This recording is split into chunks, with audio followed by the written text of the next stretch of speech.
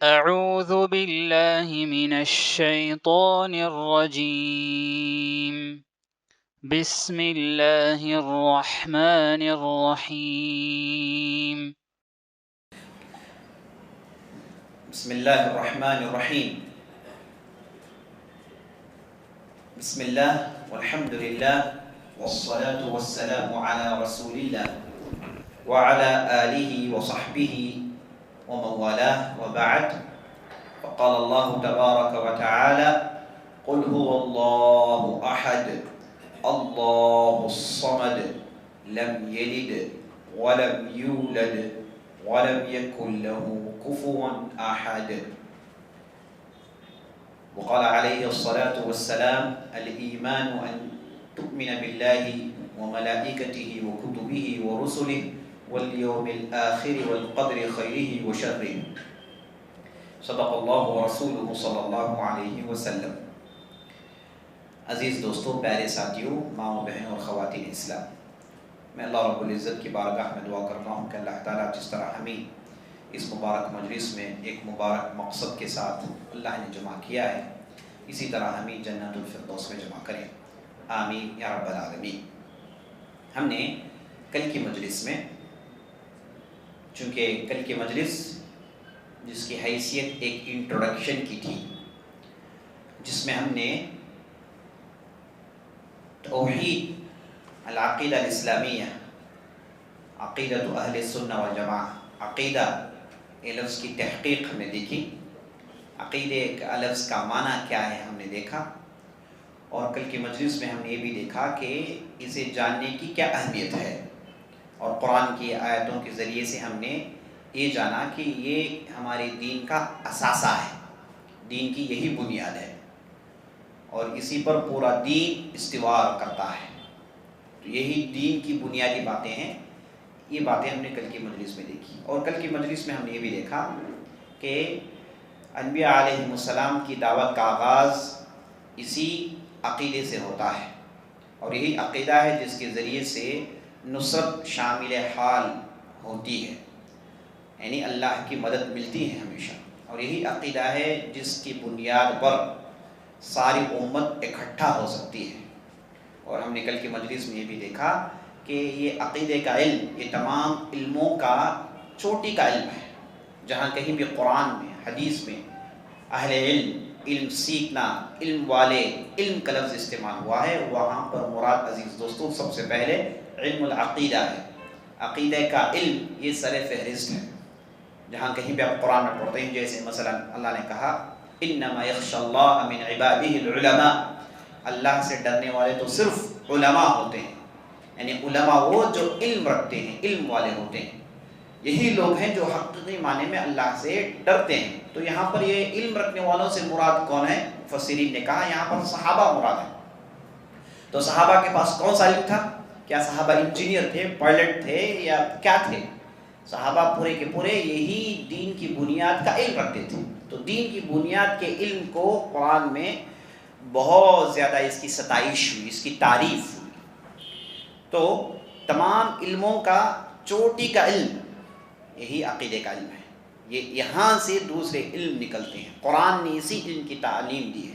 پورا قرآن اگر آپ اسے 3 حصے میں بانٹیں گے تو ایک حصہ مکمل طور پر عقیدے پر گفتگو کرتا ہے. اسلام اور ایمان، عقیدے کی درستگی، عقیدے کی پختگی، عقیدے کی بالیدگی، اسی پر پوری گفتگو ہے.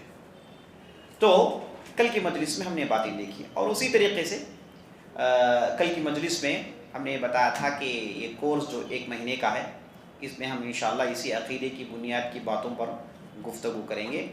اور ہم نے اعلان بھی کیا تھا کہ یہ جو ہے اس کے لیے 2 دن کی مہلت ہے، جو بھی داخلہ لینا چاہتے ہیں لے لیں، اس کے بعد ہم اسے فریز کر دیں گے. تو میں سمجھتا ہوں کہ غالباً کل کی مجلس آخری مجلس ہوگی. اس کے بعد اگر کوئی داخلہ لینا چاہے تو امکان نہیں ہے. پہلے سے تعداد بہت زیادہ ہو گئی ہے، 200 کے قریب لوگ پہنچ گئے ہیں، تو اس سے مزید اس کی گنجائش نہیں ہے. تو اس لیے کل کی مجلس آخری مجلس ہوگی، اس کے بعد اسے روک دیا جائے گا انشاءاللہ. ٹھیک ہے. اور اعلان، دوسری جو بات رہ گئی اعلان کے تعلق سے، وہ یہ ہے کہ یہ کورس کے اختتام پر انشاءاللہ ایک ہلکی پھلکی ٹیسٹ لی جائے گی، چھوٹا سا امتحان آپ سے لیا جائے گا، اور اس کے بعد آپ کو ای سرٹیفکیٹ دیا جائے گا، جو بھی آف لائن ہے اور جو بھی آن لائن ہے، دونوں کے لیے یہی حکم ہے۔ تو ای سرٹیفکیٹ اگر آپ کو لینا ہے تو ریگولر آپ کو آنا ہے، جو بھی اپنا نام درج کیے ہیں، رجسٹر کیے ہیں، وہ مسلسل ریگولر آئیں، مواظبت کے ساتھ آئیں، تو انہیں انشاءاللہ ٹیسٹ لکھنے کا موقع دیا جائے گا، اور ٹیسٹ لکھنے پر انشاءاللہ سرٹیفکیٹ دیے جائیں گے۔ یہ چند باتیں تھیں، یہ اعلان کا اس سے تعلق تھا اور کل کی مجلس سے اس کا تعلق تھا۔ چلیے آج کی بات آگے بڑھاتے ہیں۔ عزیز دوستو، عقیدہ یعنی دین کی بنیادی باتیں، اس میں سر فہرست بات، سب سے پہلی چیز ایمان ہے، اور یہ پورا کورس اسی ایمان کی تفصیل بیان کرنے کے لیے ہم جمع ہوئے ہیں۔ ایمان کیا ہے اور ایمان کو کیسے سمجھیں اور کن کن چیزوں پر ایمان لائیں، یہی تفصیل ہے جو سارے کورس میں ہم دیکھنے والے ہیں۔ اس کورس میں ہم نماز کیسے پڑھیں، وضو کا کیا طریقہ ہے، حج کا کیا طریقہ ہے، زکوٰۃ کی کیا تفصیل ہے، وہ پڑھنے کے لیے جمع نہیں ہوئے۔ اس کے لیے ہم ایک مستقل اسلام نامی ایک کورس چلاتے ہیں جس میں اسلام کی تفصیل سناتے ہیں، لیکن یہ جو کورس ہے عقیدے کا کورس، جس میں ہم صرف ایمان کی بات کریں گے۔ ایمان کیا ہے، کن چیزوں پر ایمان لانا ہے، اور ایمان لانا ہے تو کیسے ایمان لانا ہے، اور کہاں ایمان ہمارا ایسے نہیں ہونا ہے، تو اس کے متعلق جتنی بھی باتیں ہیں، پوری باتیں انشاءاللہ اس کورس میں آنے والی ہیں، اور اسی مقصد کے ساتھ ہم نے اس کورس کا آغاز کیا ہے۔ تو ایمان عزیز دوستو، چلیے ایمان کے لفظ سے آغاز کرتے ہیں۔ لفظ ایمان کیا ہے، یہاں سے اپنی بات کا آغاز کرتے ہیں۔ ایمان کا لفظ عربی زبان میں اس کا گرامر کچھ اس طریقے سے ہے، آمن یؤمن ایمانا فہو مؤمن۔ یہ لفظ امن سے نکلا ہے، امین یأمن، یہ باب الافعال میں گیا تو یہ ہو گیا آمن۔ تو آمن کا معنی یہ ہے کہ امن میں آنا۔ کہاں آنا؟ امن میں آنا۔ ایک آدمی امن میں نہیں ہے، پیس میں نہیں ہے، پریشانیوں میں ہے، راستہ بھٹکا ہوا ہے، گمراہی میں ہے، پتہ نہیں سیدھا راستہ کون سا ہے، تو اس حالت میں اگر کوئی ہے، یعنی بد امنی کے عالم میں ہے، یہ آدمی اگر ایمان لاتا ہے، مانا یہ کہ وہ امن میں آ گیا، اب وہ سیف ہے۔ کل کی مجلس میں ہم نے دیکھا، کیا دیکھا؟ والذین آمنوا ولم یلبسوا ایمانہم بظلم اولئک لہم الامن وہم مہتدون۔ جو لوگ ایمان لائے اور اپنے ایمان کو انہوں نے مکسیشن میں نہیں ڈالا، اپنے ایمان کو انہوں نے پیور رکھا، امپیور نہیں کیا، تو ایسے لوگوں کے لیے امن ہے، ایسے لوگوں کے لیے امن ہے، ان کے لیے پیس ہے، ان کے لیے چین، اطمینان، سکون ہے۔ اب انہیں کوئی پریشانی کی ضرورت نہیں، اب وہ بالکل سیف ہیں، ہے نا؟ یہی معنی ہے ایمان کا بھی۔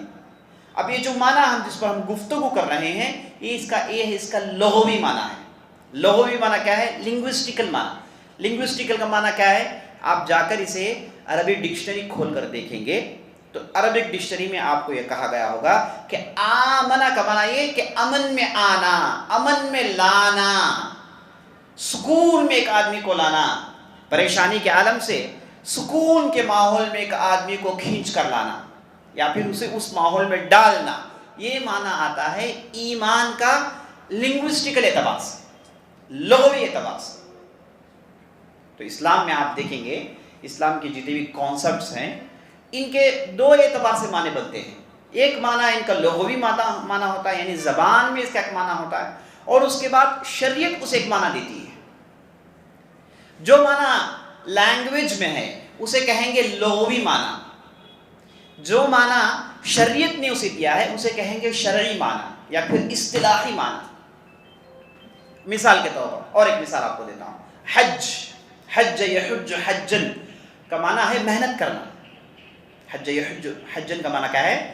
بذل الجہد، یعنی معنی کرنا، محنت کرنا، پوری کاوش، پوری محنت لگانا، یہ معنی ہے حج کا۔ لیکن شریعت نے اسے کیا معنی دیا؟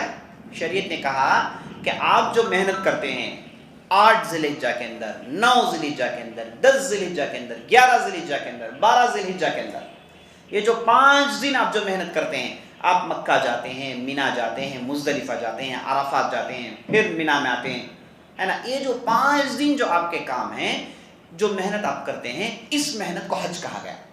شریعت نے کیا کہا؟ ایکسٹرا معنی ایڈ کیا. تو کبھی بھی آپ عربی الفاظ، عربی کانسیپٹس کو اٹھا کر دیکھیں گے، چونکہ یہ قرآن عربی میں نازل ہوا، محمد رسول اللہ عربی بھی بولتے تھے، صحابہ عرب قوم تھی، تو ان کے پاس جو لفظ جو استعمال میں ہوتا تھا ان الفاظ ہی کو اسلام لیتا ہے اور اس میں ایکسٹرا معنی چسپا کرتا ہے، ایڈ کرتا ہے. اس لیے کیوں؟ تاکہ انہیں معلوم ہو کہ یہیں سے لفظ نکلا ہے، یہ چیز ہمارے پاس کوئی ایلین نہیں ہے، یہ ہماری زبان میں ہے اور اسلام نے اس میں بعض چیزوں کا ایڈ کیا ہے بس. کیونکہ بالکل ایلین ایک لفظ، نیا لفظ انہیں دیا جائے گا تو ہو سکتا ہے کہ وہ پریشان ہو جائیں، کہیں کہ بھئی یہ تو ہمارا لفظ نہیں ہے. ہو سکتا ہے کہ جو شروع کے عرب تھے وہ اسے دھتکار دیں، اسے پسند نہ کریں. تو اسلام نے یہ حکمت عملی اختیار کی کہ جو لفظ ان کی زبان میں ہے، لفظ اسلام وہ استعمال کرتے تھے، اسلام سے پہلے اپنی زبان میں تھا، ان کے ایمان کا لفظ ان کی زبان میں تھا اسلام سے پہلے. تو اسلام نے کہا کہ یہی لفظ ہے، نئی کوئی بات نہیں. اسلام نے اس لفظ کو لے کر لایا اور اس میں بعض معنوں کو ایڈ کیا اور کہا کہ یہ ہے اب اسلام استعمال. تو بالکل اسی طریقے سے. تو آمنہ کا معنی امن میں آنا. آمنہ کا معنی کیا ہے؟ امن میں آنا، بے قراری کے عالم سے نکل کر چین سکون کے ماحول میں آنا، گمراہی کے راستے سے نکل کر بالکل شاہراہ میں راہ راست بن جانا. یہ معنی ہے اس کا لغوی معنی. عربک ڈکشنری میں اس کا یہی معنی آپ کو ملے گا. اب چلیے ہم دیکھتے ہیں کہ شرعی معنی کیا ہے. شریعت نے اسے کیا ایڈ کیا؟ شریعت نے اس میں کیا چیزوں کو ایڈ کیا؟ شریعت نے اس کے اندر 3 چیزوں کو ایڈ کیا ہے. نوٹ کر لیجئے، یہ لفظ آپ کو نوٹ کرنا پڑے گا، اب لکھنا بھی پڑے گا. جن کے پاس کاغذ قلم ہے وہ اس چیز کو نوٹ کر لیں. شریعت نے کہا الایمان، الایمان القول باللسان.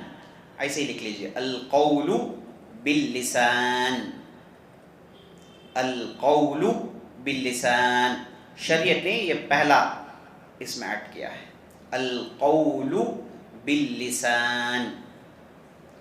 نمبر 2 درجے میں شریعت نے کہا والتصدیق بالجنان، والتصدیق بالجنان.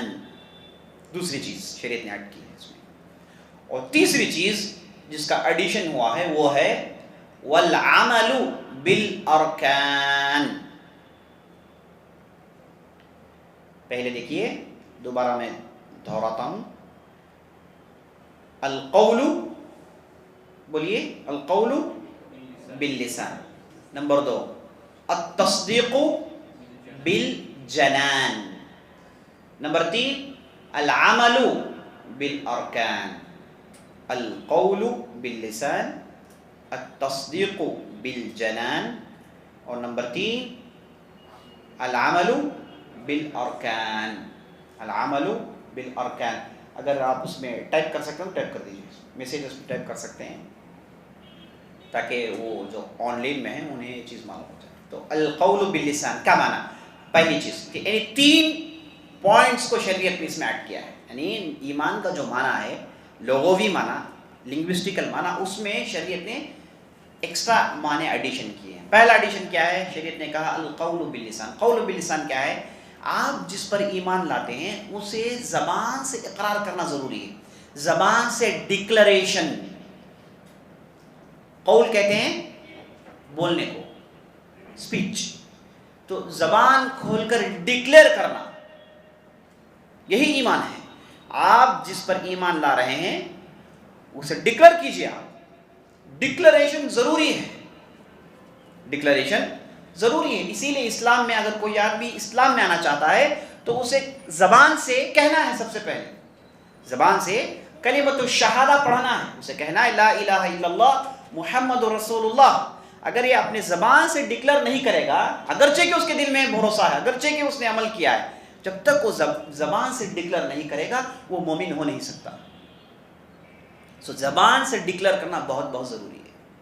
القول باللسان کا معنی زبان سے ڈکلیئر کرنا. اسی لیے ہم صحابہ کی جب تاریخ پڑھتے ہیں تو انہوں نے ڈکلیئر کیا اشہد ان لا الہ الا اللہ واشہد ان محمد رسول اللہ. میں گواہی دیتا ہوں کہ اللہ کے علاوہ کوئی معبود برحق نہیں، اور میں گواہی دیتا ہوں محمد اللہ کے رسول ہیں صلی اللہ علیہ وسلم.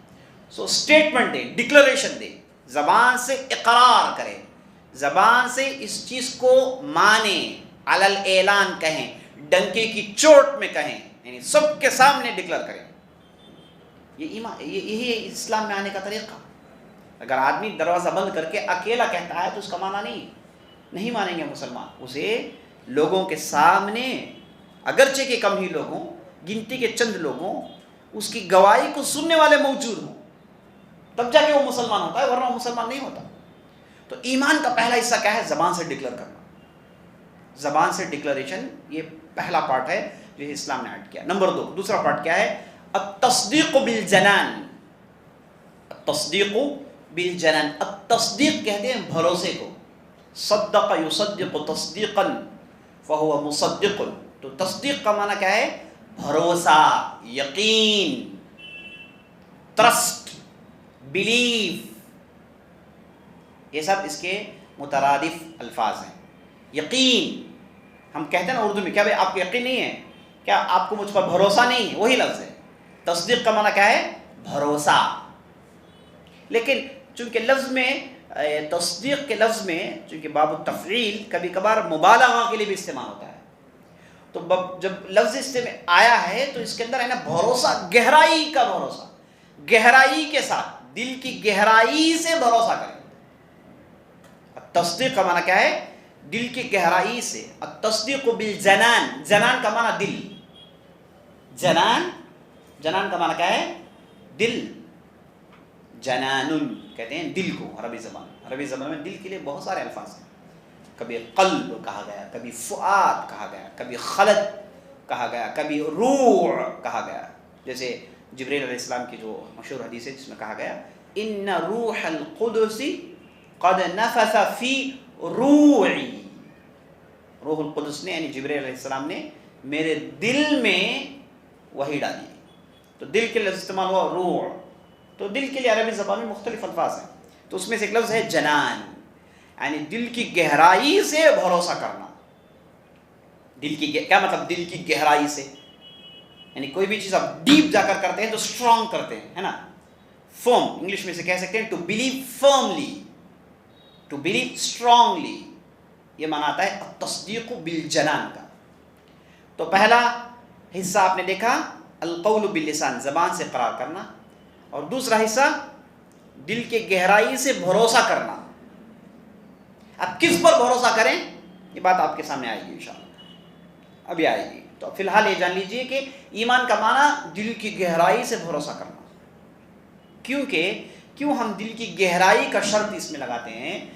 کیونکہ بعض احادیث میں ہم پڑھتے ہیں نبی صلی اللہ علیہ وسلم کہتے ہیں کہ اگر کسی کے پاس ایمان میں کمی ہو گئی تو نبی صلی اللہ علیہ وسلم نے اس کے ایمان کا نفی کیا، ایمان کا انکار کیا ہے۔ جیسے ہم دیکھتے ہیں کہ حدیث میں آپ صلی اللہ علیہ وسلم نے کہا لا یؤمن احدکم حتی یحب لاخیہ ما یحب لنفسہ، تم میں سے وہ آدمی مومن ہو نہیں سکتا جو اپنے لیے چاہے وہی کچھ اپنے بھائی کے لیے نہ چاہے۔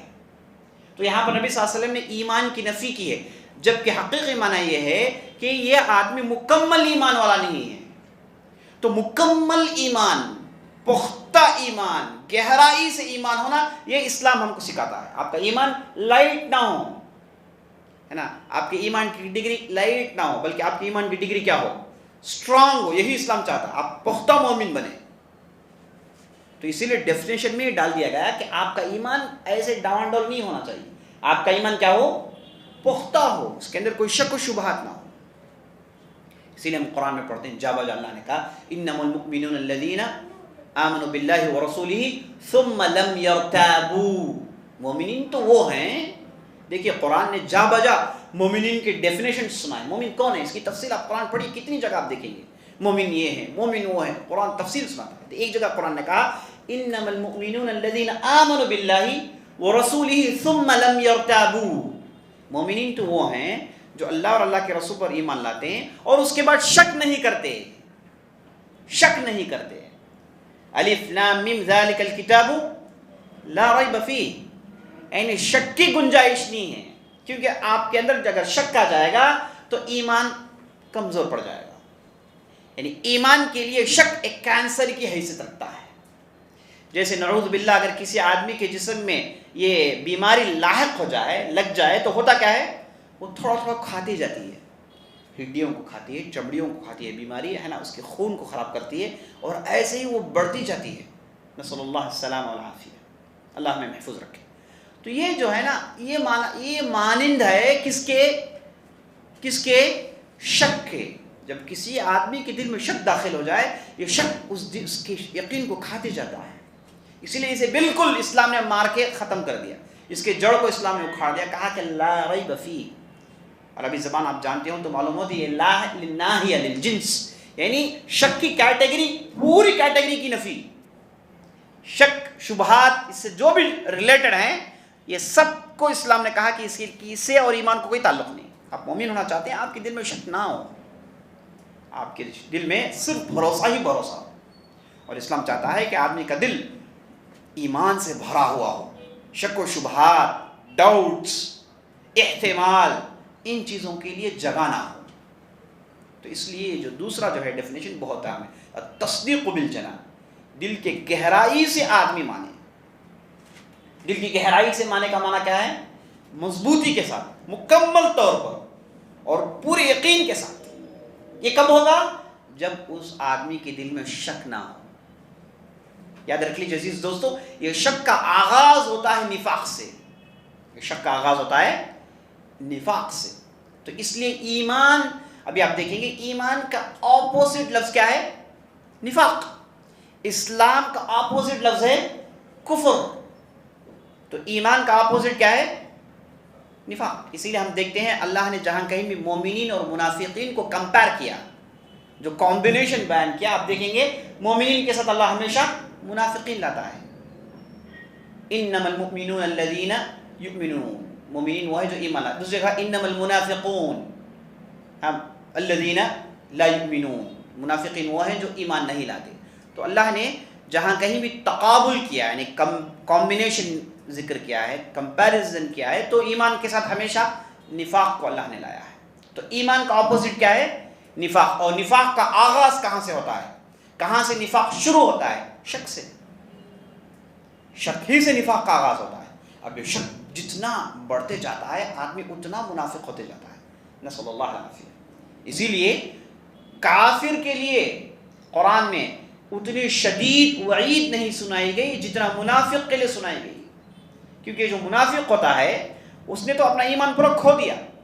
سمجھیے کہ کینسر لگ گیا اس کے یقین کو، اور اس کے یقین کو وہ کینسر نے پورے کا پورا کھا لیا، لیکن ظاہری طور پر ڈھانچہ ہے جسے وہ نماز پڑھتا ہے اور دوسرے اسلامی عبادت کرتا ہے، لیکن دل بالکل ایمان سے خالی ہے۔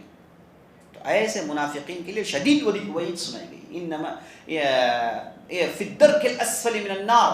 اللہ نے کہا کہ منافقین وہ ہیں جو جہنم کے نچلے حصے میں ہوں گے۔ ٹھیک ہے، تو ایمان کا معنی بھروسہ، اس میں شک شبہات گنجائش اس کی نہیں ہے۔ اور تیسرا حصہ یہ بہت ہی اہم ہے، تیسرا حصہ کیا ہے؟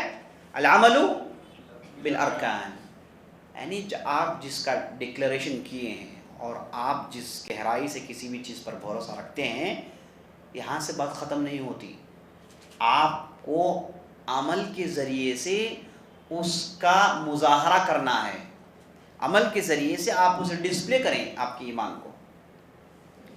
آپ کوئی آدمی کیا، جیسے ہمارے معاشرے میں ہم لوگ دیکھتے ہیں کہ بھائی میرے دل میں تو ایمان ہے، میں تو جنت جاؤں گا، نماز نہیں پڑھتے، زکوٰۃ نہیں دیتے، جو اسلام کی جو تعلیمات ہیں اس پر عمل نہیں ہے، اور کہتے ہیں کہ میرے دل میں بھروسہ ہے، میرے دل میں بھروسہ ہے، نہیں چلے گا، نہیں، یہ چیز بالکل مقبول نہیں ہے اسلام میں۔ آپ کے اگر دل میں ایمان ہے تو آپ کو عمل کرنا ہے۔ اسی لیے آپ قرآن پڑھیں گے، قرآن میں 80 سے زیادہ مرتبہ اللہ نے جہاں کہیں بھی ایمان کا ذکر کیا، ساتھ عمل کا ذکر کیا۔ ایمان اور عمل کو اللہ نے جوڑ جوڑ کر بیان کیا۔ ان الذین آمنوا وعملوا الصالحات، ان الذین آمنوا وعملوا الصالحات، کتنی جگہ ہے قرآن؟ یا ایھا الذین آمنوا وعملوا الصالحات، کتنی جگہ ہے؟ آپ پڑھتے جائیے قرآن میں، جہاں کہیں بھی آپ ایمان کا ذکر دیکھیں گے پیچھے سے فوراً عمل کو دیکھیں گے آپ۔ کیوں؟ کیونکہ یہ دونوں لازم ملزوم ہیں، ایک گاڑی کے دو پہیے ہیں، جیسے گاڑی ایک پہیے سے نہیں چل سکتی، ویسے ایمان کی گاڑی صرف بھروسے سے نہیں چلتی، ساتھ ساتھ کیا ہونا چاہیے؟ عمل ہونا چاہیے۔ بغیر عمل کے کیا نہیں ہو سکتا؟ آپ 1000 دعویٰ کر لیں، آپ مومن نہیں ہو سکتے۔ آپ 1000 دعویٰ کر لیں، آپ کہتے ہیں کہ میں سب پر ایمان لاتا ہوں، سب ہے میرے دل میں، لیکن آپ کے پاس عمل خالی ہے تو آپ کی باتیں صرف باتیں ہیں، خالی باتیں ہیں بس، اس سے زیادہ اس کی کوئی حیثیت نہیں، اور بغیر آپ عمل کیے آپ جنت میں جا نہیں سکتے۔ وہ حدیث جو مشہور حدیث ہے نا، اذا مات ابن آدم انقطع عنہ الا ثلاث، جب آدم کا لونڈا دنیا چھوڑ کر چلے جاتا ہے تو سب تعلقات کٹ ہو جاتے ہیں سوائے 3 کی۔ تو اس میں کیا کہا گیا؟ پہلا کیا ہے؟ ہاں، اس میں عمل ہے نہیں ہے، اپنے نیک اعمال، اس کے بعد اپنی بچی کی دعا، اور اس کے بعد صدقہ جاریہ ہے نا۔ تو نیک اعمال یہ نہیں چھوڑتے آدمی کو، تو نیک اعمال کے ذریعے سے ہی لوگ جنت میں جاتے ہیں، اعمال ہی کو تولا جائے گا نا ترازو میں۔ تو اس لیے عزیز دوستو یہ جاننا ضروری ہے کہ بغیر عمل کے آپ کا ایمان مکمل نہیں ہوتا۔ اسی لیے علامہ امام بخاری رحمۃ اللہ علیہ نے اپنی مشہور کتاب صحیح البخاری میں کہا باب الایمان قول و عمل، کہا باب الایمان قول و عمل، ایمان جو ہے یہ صرف بھروسے کی بات نہیں ہے، ساتھ ساتھ اس میں عمل ہونا چاہیے، تب جا کے وہ لفظ مکمل ہوتا ہے، بغیر عمل کے آدمی مومن ہو نہیں سکتا۔ اچھا، یہ جو بات آپ سمجھ گئے ہیں، اس تعلق سے آپ تاریخ پڑھیں گے تو گہرے خطرناک فرقے نکلے ہیں۔ ایک فرقہ نکلا جس نے یہ کہا کہ قول کہنا کافی ہے، بس آپ زبان سے کہہ دیجئے کافی ہے، بس عمل کریں یا نہ کریں کوئی مسئلہ نہیں۔ ایک فرقہ اس کا نام ہے مرجیہ، فرقے کا نام ہے مرجیہ۔ یہ فرقہ کہتا ہے کہ بھائی اب ہم صرف زبان سے کہہ دیں گے تو کافی، عمل کریں یا نہ کریں کوئی حرج نہیں۔ اسی لیے ہم دیکھتے ہیں کہ صحابہ تابعین تبع تابعین نے کہا کہ یہ فرقہ بدعتی فرقہ ہے، دھتکارا ان کو، غلط ثابت کیا صحابہ نے۔ کیوں؟ کیونکہ انہوں نے کہا کہ قول زبان سے کہنا کافی ہے، عمل کرنے کی کوئی ضرورت نہیں، تو انہیں ریجیکٹ کر دیا گیا۔ تو اسے معلوم ہوا کہ جہاں آپ زبان سے اقرار کرتے ہیں ساتھ ساتھ عمل کریں، آپ کے پاس دل میں بھروسہ ہے ٹھیک ہے، لیکن عمل کا ہونا ضروری ہے۔ اور اس کے بعد اب جب ہم فطری طور پر اس کا جائزہ لیتے ہیں تو اچھی طریقے سے معلوم ہو جاتا ہے، جب آدمی نیک عمل کرتا ہے ایمان بڑھتا ہے، جب آدمی غلطیاں کرتا ہے، گناہ کرتا ہے تو ایمان گھٹ جاتا ہے۔ اسی لیے اللہ نے قرآن میں کہا انما المؤمنون الذین اذا تلیت علیہم آیاتہ زادتہم ایمانا، مومنین وہ ہوتے ہیں جب ان پر اللہ کی آیتیں پڑھی جاتی ہیں تو ان کا ایمان زیادہ ہو جاتا ہے، ان کا ایمان زیادہ ہوتا ہے۔ تو الایمان یزید و ینقص، لکھ لیجیے اسے، الایمان یزید و ینقص، ایک فارمولا ہے، الایمان یزید و ینقص، ایمان زیادہ بھی ہوتا ہے اور ایمان گھٹتا بھی ہے۔ الایمان یزید، الایمان یزید و ینقص، ایمان زیادہ بھی ہوتا ہے گھٹتا بھی ہے۔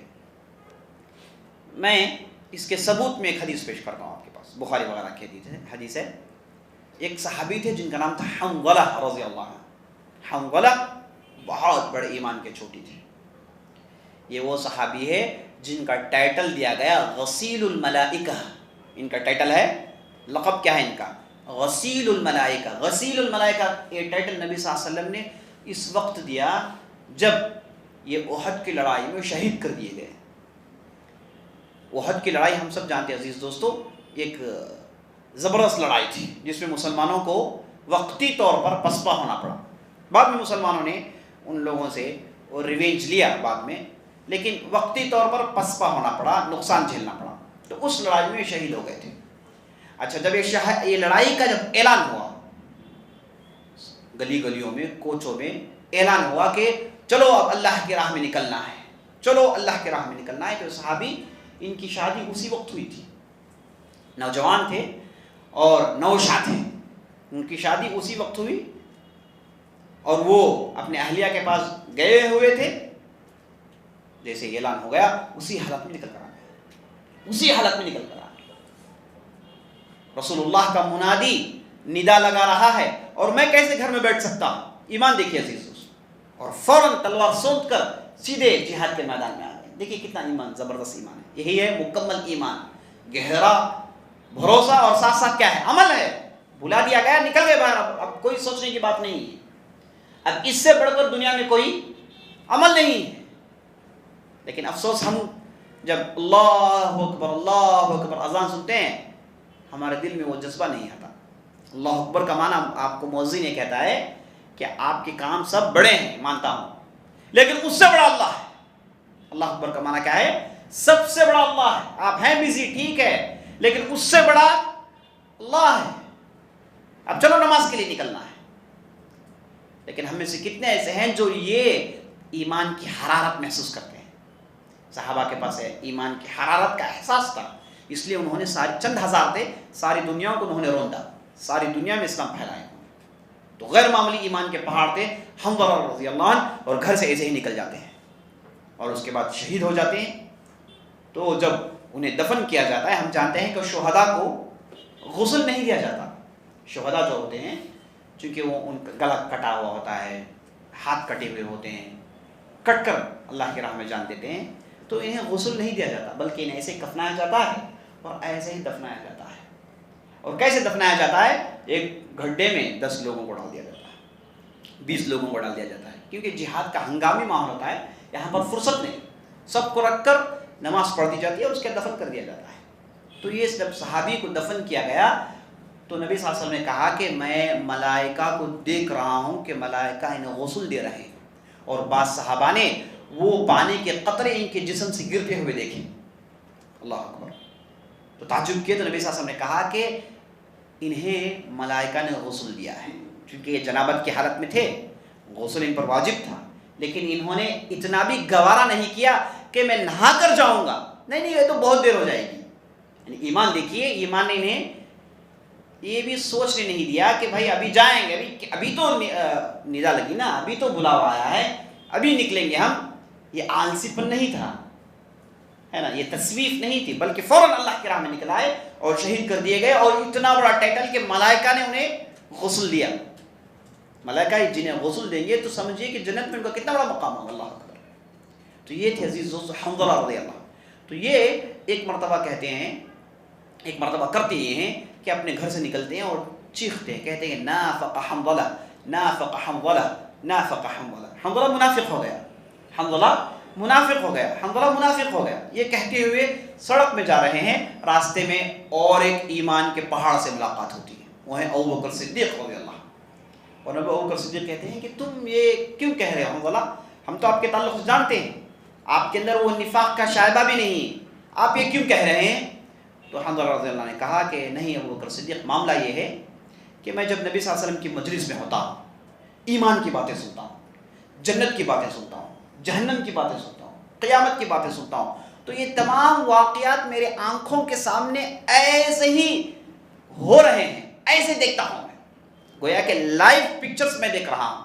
آپ صلی اللہ علیہ وسلم سنا رہے ہیں، لیکن میرا ایمان اس حد تک پہنچ گیا ہے کہ ان چیزوں کو میں نہ کہ صرف سن رہا ہوں بلکہ آنکھوں سے دیکھ رہا ہوں. اس درجے میرا ایمان ہوتا ہے. لیکن معاملہ یہ ہے کہ جب گھر لوٹتا ہوں، بچوں کے ساتھ، اہل و عیال کے ساتھ مل بیٹھتا ہوں، تو یہ کیفیت نہیں رہتی. یہ جو ایمان کا جو سٹیج ہے میں بھول جاتا ہوں. اب وہ چیزیں نظر نہیں آتی، صرف باتیں ہم نے سنی ہیں اور حفظ کی ہیں، وہ کیفیت نہیں ہوتی، وہ مزہ نہیں آتا. ابوبکر صدیق، میں اس لیے سمجھتا ہوں کہ یہ صرف منافقین کے ساتھ ایسا ہوتا ہے، اور میں اس اعتبار سے میں اپنے آپ کو منافق سمجھتا ہوں. اب مجھے سمجھ میں نہیں آتا کہ میں کیسے ایمان والا ہوں. تو ابوبکر صدیق نے کہا کہ چلیں محمد رسول اللہ سے پوچھ لیتے ہیں، اب وہاں سے ہم کو رزلٹ مل جائے گا. تو دونوں جاتے ہیں اور آپ صلی اللہ علیہ وسلم سے اپنا پورا ماجرا سناتے ہیں. تو نبی صلی اللہ علیہ وسلم نے کہا کہ ساعۃ فساعۃ، اے لوگوں جان رکھو کہ یہ ایمان ایک گھڑی میں جو ہوتا ہے دوسری گھڑی میں ایسا نہیں ہوتا. ایک موقع پر جو ایمان ہوتا ہے دوسرے موقع پر وہی ایمان نہیں ہوتا، بلکہ ایمان میں اتار چڑھاؤ ہوتے رہتا ہے، اس کے اندر فلیکچویشن ہوتے رہتا ہے. جب نبی صلی اللہ علیہ وسلم کی مجلس میں ہیں، دین کی باتیں سنتے ہیں، یہ چوٹی کا عمل ہے. جب آدمی اتنا بہتر عمل کرتا ہے تو ایمان اس کا بڑھ جاتا ہے.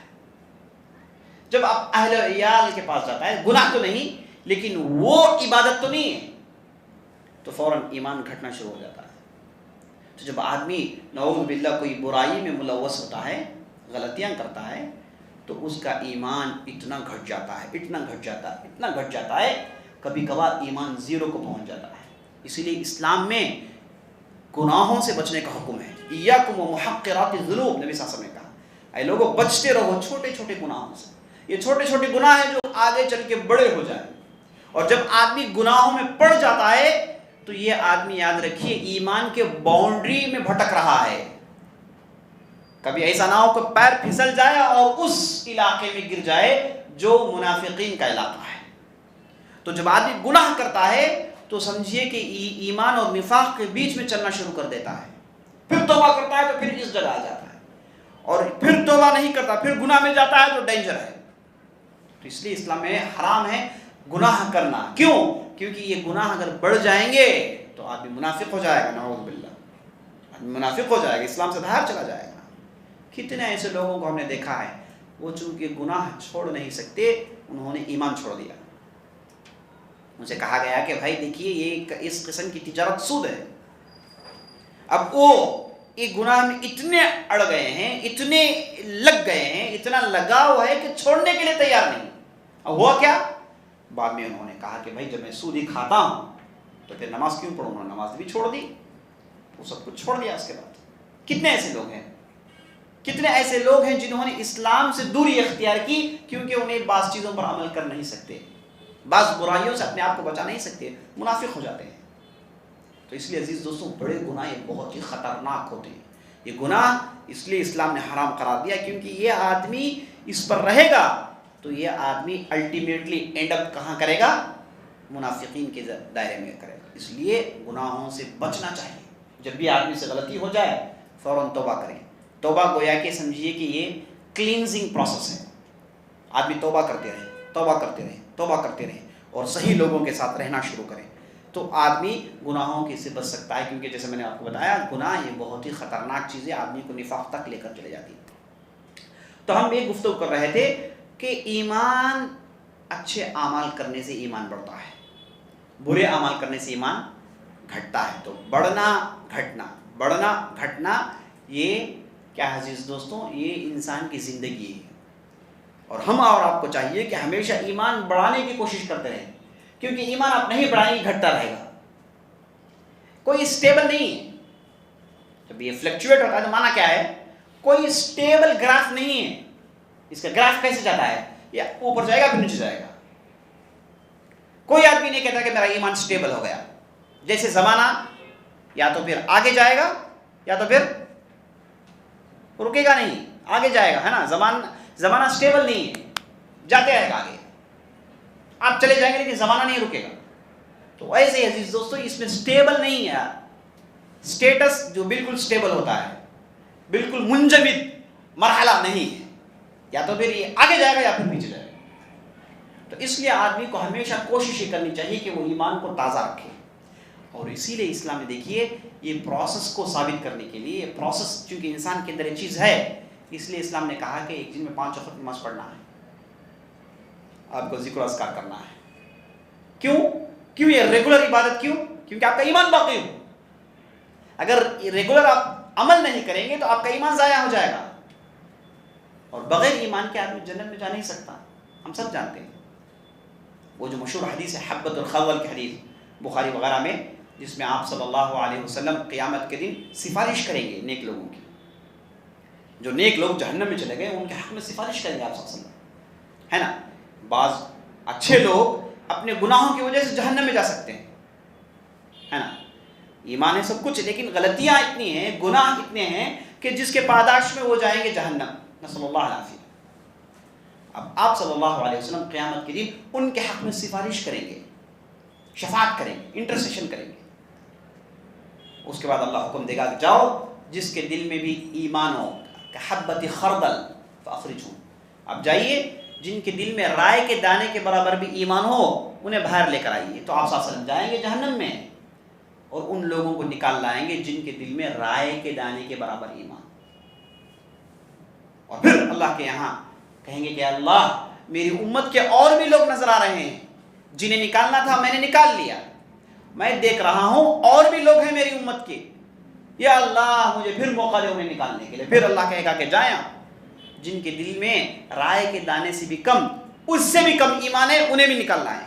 آپ صلی اللہ علیہ وسلم جائیں گے، ان لوگوں کو پھر نکل لائیں گے، اور پھر آپ صلی اللہ علیہ وسلم دیکھیں گے کہ امتی اور بھی ہیں، اور پھر آئیں گے اللہ کے پاس دعا کریں گے اللہ اور بھی ہیں، تو اللہ پھر حکم دے گا آپ جائیں جن کے دل میں رائے کے دانے سے بھی کم، اس سے بھی کم، اس سے بھی کم، 3 مرتبہ انہیں نکلنا ہے۔ تو آپ صلی اللہ علیہ وسلم جائیں گے اور سارے امتیوں کو نکلنا ہے۔ تو اسے معلوم یہ ہوا کہ آپ کے دل میں ذرا بھی ایمان نہ ہو، آپ جنت میں جا نہیں سکتے۔ جنت میں جانے کے لیے بیسک ایلیجبلٹی کیا ہو؟ ایمان، ذرا سا بھی ایمان۔ اگر آپ کے دل میں ذرا بھی ایمان نہیں ہے، یاد رکھ لیجئے ایسا آدمی جہنم سے باہر آ نہیں سکتا، یہ آدمی جہنم میں رہے گا ہمیشہ۔ تو جنت میں جانے کے لیے شرط کیا ہے؟ ایمان ہے۔ بغیر ایمان کے آدمی جنت میں جا نہیں سکتا۔ تو اس ایمان کی حفاظت کیسی ہو؟ تو شریعت نے ہمیں بعض چیزوں کو فرض قرار دیا تاکہ آپ جہنم میں جانا ہے۔ شریعت اتنی جو ہے آپ کے تعلق سے اتنی محتاط ہے، اتنا آپ کو چاہتی ہے کہ نہیں چاہتی کہ آپ جہنم میں چلے جائیں۔ اس لیے شریعت کہتی ہے کہ نہیں، 5 وقت آپ کو نماز پڑھنا ہی پڑھنا ہے اور زکوٰۃ دینا ہی دینا ہے۔ یہ جو 5 جو اسلام کے ارکان ہیں، اصل میں کیا ہیں؟ اصل میں یہ آپ کی ایمان کی حفاظت کرتے ہیں، یہ عمل ہے، لیکن یہ آپ کی ایمان کی حفاظت کرنے کے لیے نماز پڑھیں، زکوٰۃ دیں، روزہ رکھیں، اس سے آپ کا ایمان کا جو پروسیجر ہے بڑھانے کا چلتے رہتا ہے۔ کیونکہ آپ نماز پڑھتے ہیں ایک دن میں 1 گھنٹہ، 24 گھنٹے میں آپ کی نماز آپ جوڑ کر دیکھیے کتنے گھنٹے ہیں؟ 1 گھنٹہ آپ نماز پڑھتے ہیں۔ فجر کی نماز آپ ڈال لیجیے کتنے منٹ پڑھتے ہیں، ظہر، عصر، مغرب، عشاء، آپ جوڑ کر دیکھیے 1 گھنٹہ، سوا گھنٹہ زیادہ ہماری نمازیں نہیں ہیں۔ 24 گھنٹے میں 1 گھنٹہ آپ نماز پڑھتے ہیں، اور باقی کے 23 گھنٹے کرتے کیا ہیں؟ سوتے ہیں، کھاتے ہیں، پیتے ہیں، کماتے ہیں۔ تو یہاں پر ہو سکتا ہے آدمی عبادت سے دور رہنے کی وجہ سے اس کا ایمان ضائع ہو جائے، کم ہو جائے۔ تو شریعت نے کہا کہ نہیں، اسے شریعت نے بانٹ دیا، 5 مرحلوں میں بانٹ دیا۔ آپ جائیے، نماز پڑھیے، ایمان بڑھائیے، پھر دنیا کے کاموں میں آ گئے، پھر ایمان ڈاوانڈول ہو گیا، پھر جائیے پھر نماز پڑھائی بڑھا لیجیے۔ تو ایمان بڑھانے کے لیے شریعت نے پوری عبادتیں رکھی ہیں۔ اس سے معلوم ہوا کہ ایمان کی حفاظت شریعت کرتی ہے، اور ایمان کی حفاظت کرنا ہم پر ضروری ہے۔ یعنی کبھی کبھار ایسا ہو گیا کہ ایک آدمی عبادت اس کے لیے عادت بن گئی، نماز پڑھنا، ماحول میں سب نماز پڑھتے ہیں، اب یہ بھی جاتا ہے، وضو کرتا ہے، لیکن دل میں وہ شعور نہیں، دل میں وہ خشوع و خضوع نہیں، دل میں وہ ایمان نہیں۔ تو ایسا آدمی کیا کریں؟ ایسا آدمی سیکھے ایمان کیا ہے۔ اور کبھی کبھار کیا ہوتا ہے کہ نماز پڑھنے کی وجہ سے، مسلسل نماز پڑھنے کی وجہ سے وہ احساس کم ہو جاتا ہے۔ تو ایسا آدمی کیا کریں؟ دوسرے ذریعے سے ایمان بڑھانے کی کوشش کریں، نماز کو پختہ کرنے کی کوشش کریں۔ تو یہ پروسیجر زندگی بھر کرنا ہے آپ کو۔ یہ ایمان بڑھانے کا یہ جو کام ہے، یہ ہمارے زندگی کا حصہ ہے، یہ لائف لانگ، مرتے دم تک آپ کو کرنا ہے۔ اسے آپ دوسرے لفظ میں کہیں تو اسی کو الجہاد بالنفس کہتے ہیں۔ نفس کے ساتھ جہاد ہی ہے، آپ کو ہمیشہ جہاد لڑنا ہے، بغیر اس کے جی نہیں سکتے۔ تو بہرحال میں یہ بتا رہا تھا، ایمان کا بڑھنا اور ایمان کا گھٹنا قرآن و حدیث سے ثابت ہے، اور یہ ہم قدرتی طور پر اپنی زندگی میں ان چیزوں کو دیکھتے ہیں۔ تو عزیز دوستو، تو پھر اس اعتبار سے ڈیفینیشن کیا ہو گیا آپ کا؟ 3: القول باللسان، والتصدیق بالجنان، والعمل بالارکان۔ ان 3 چیزوں کا نام ہے ایمان۔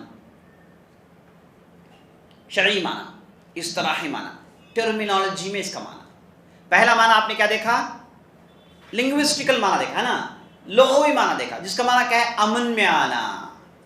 اس کے بعد ہم نے ایمان کے شرعی معنی، ٹرمینالوجی میں اس کا کیا معنی ہے ہم نے دیکھا، تو معلوم ہوا کہ 3 چیزیں: زبان سے اقرار، دل سے بھروسہ، اور جسم کے اعضاء سے عمل۔ تو بنیادی بات جو آج ہم کو معلوم ہوئی وہ کیا ہے؟ بھروسہ فقط کافی نہیں بلکہ عمل ہونا ضروری ہے۔ یہ نئی بات ہوگی کئی لوگوں کو، یہ باتیں ایسی ہے جو بنیادی باتیں ہم کو پہلے سے معلوم ہونا چاہیے تھا۔ بہرحال جو بھی ہوگا سو ہو گیا، اب ہم سیکھ رہے ہیں کیا ہے کہ صرف زبان سے کہنا کافی نہیں، ایمان کیا ہے؟ عمل کا نام ہے۔ اب ہم قرآن میں ایک جگہ دیکھیے کتنی بہتر انداز سے اللہ نے کہا، جب قبلہ بدلا، جب قبلہ ہم جانتے ہیں 2 ہجری میں قبلہ بدل گیا، اس سے پہلے نبی صلی اللہ علیہ وسلم جب مکہ میں تھے تو بیت المقدس اور کعبے کی طرف نماز پڑھتے تھے۔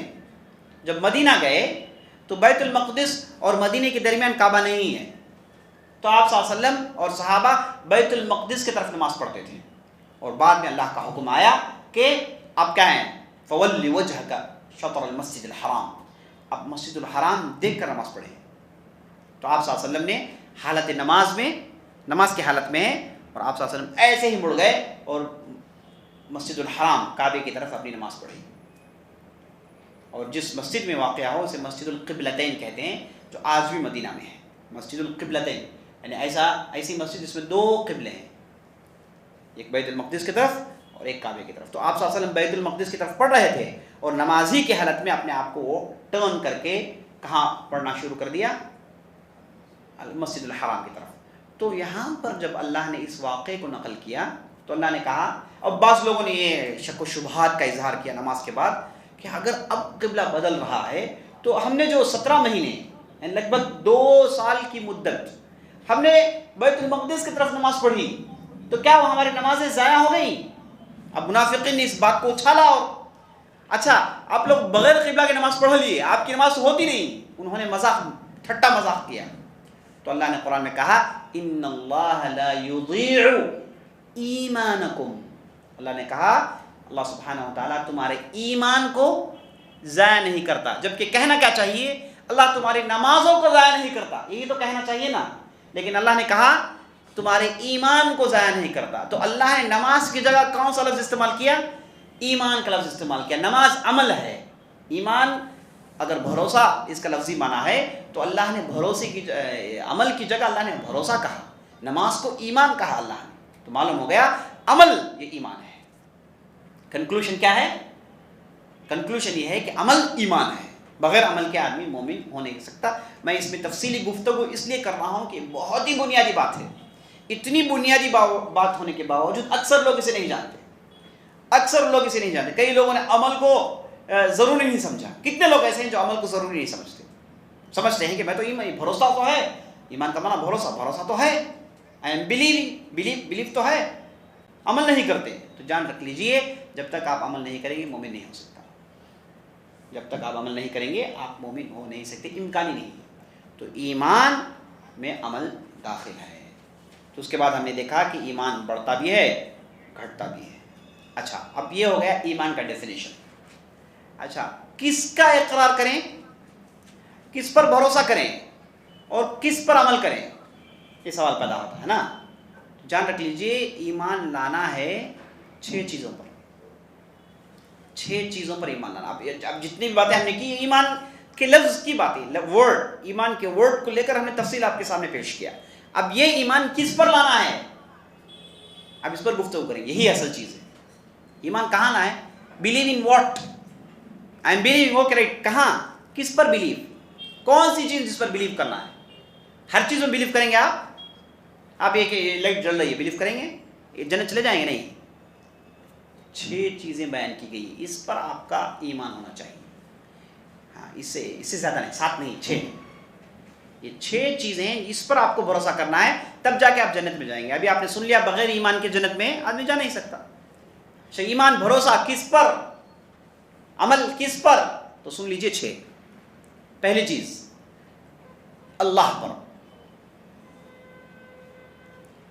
نمبر 2 ملائکہ پر. نمبر 3 انبیاء علیہم السلام پر، اللہ کے رسولوں اور انبیاء پر. اور نمبر 4 اللہ کی نازل کردہ کتابیں ہیں، اللہ کی کتابوں پر. اور نمبر 5 یوم قیامت پر. اور نمبر 6 تقدیر پر. 6 چیز. الایمان ان تؤمن باللہ وملائکتہ وکتبہ ورسلہ والیوم الآخر والقدر خیرہ وشرہ. اسے یاد کریے آپ. الایمان ان تؤمن باللہ وملائکتہ وکتبہ ورسلہ والیوم الآخر والقدر خیرہ وشرہ. اللہ پر ایمان، اللہ کے ملائکہ پر ایمان، اللہ کے رسولوں پر ایمان، اللہ کی کتابوں پر ایمان، یوم القیامہ پر ایمان اور تقدیر پر ایمان. اب آنے والا ایک کورس ان 6 چیزوں کی تفصیل سنیں گے. بس یہی ایمان ہے. یہ 6 چیزوں کی تفصیل، کیسے مانے کیسے نہ مانے، کہاں بدلنا ہے کہاں نہیں بدلنا ہے، یہ جو تفصیل ہے یہی پورا کورس ہے جو ہم سننے والے ہیں. ٹھیک ہے. تو یہ 6 چیزوں پر ایمان لانا ہے. تو سب سے پہلا کون سا ہے؟ الایمان باللہ، اللہ پر ایمان. اللہ کون ہے؟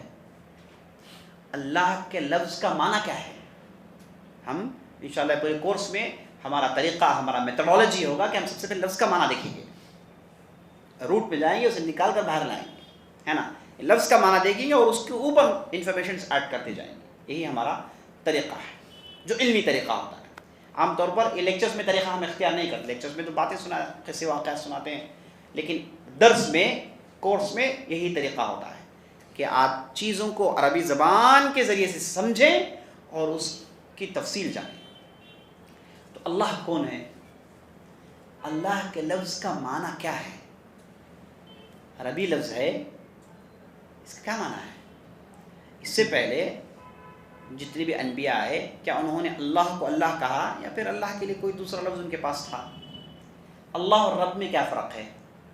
اللہ کو ماننا ہے تو کون سی چیزوں پر مانیں؟ یہ انشاءاللہ پوری تفصیل کل کی مجلس میں آنے والی ہے. انشاءاللہ کل ضرور آئیے، کیونکہ کل آپ اللہ کو پہچاننے والے ہیں، اللہ کے بارے میں معلومات جمع کرنے والے ہیں، جو کہ سب سے چھوٹی کا عمل ہے، سب سے چھوٹی کا عمل ہے. جو لوگ عربی جانتے ہیں ان کے لیے بتاتا ہوں کہ امام سیبویہ ایک بہت بڑے عربی کے گرامرین گزرے ہیں. یہ جو وفات پائے تو ان کے شاگردوں نے انہیں خواب میں دیکھا اور پوچھا کہ بما غفر اللہ لک، اللہ نے کس وجہ سے تمہیں معاف کر دیا؟ تو امام سیبویہ نے کہا کیونکہ میں نے میری کتاب میں لکھا کہ عربی کے الفاظ کے 2 قسمیں ہیں، ایک ہے معرفہ اور ایک نکرہ.